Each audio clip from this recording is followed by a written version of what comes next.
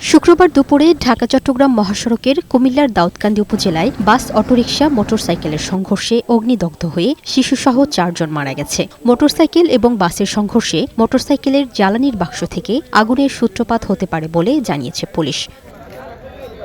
এর আগে বৃহস্পতিবার রাতে ঢাকা থেকে ছেড়ে আসা একটি যাত্রীবাহী বাস কুমিল্লার চান্দিনার তীরচর এলাকায় পৌঁছালে নিয়ন্ত্রণ হারিয়ে বিপরীত দিক থেকে আসা একটি মাইক্রোবাসের সঙ্গে সংঘর্ষে একজন নিহত হয়। আহতদের মধ্যে ৩ জন আশঙ্কাজনক অবস্থায় কুমিল্লা মেডিকেল কলেজ হাসপাতালে চিকিৎসাধীন রয়েছেন।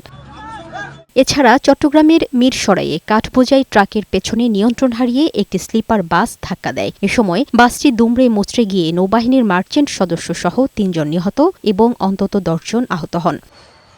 মুন্সিগঞ্জের সিরাজদিখান উপজেলায় ঢাকামুখী একটি বাস একটি ট্রাকের পেছনে ধাক্কা দিলে দুর্ঘটনায় ঘটনাস্থলেই একজনের মৃত্যু হয়। এই ঘটনায় আরও কয়েকজন যাত্রী আহত হয়েছেন।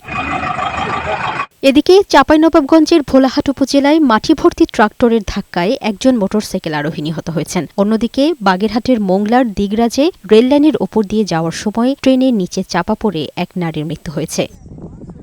লামিয়া আক্তার, বৈশাখী সংবাদ।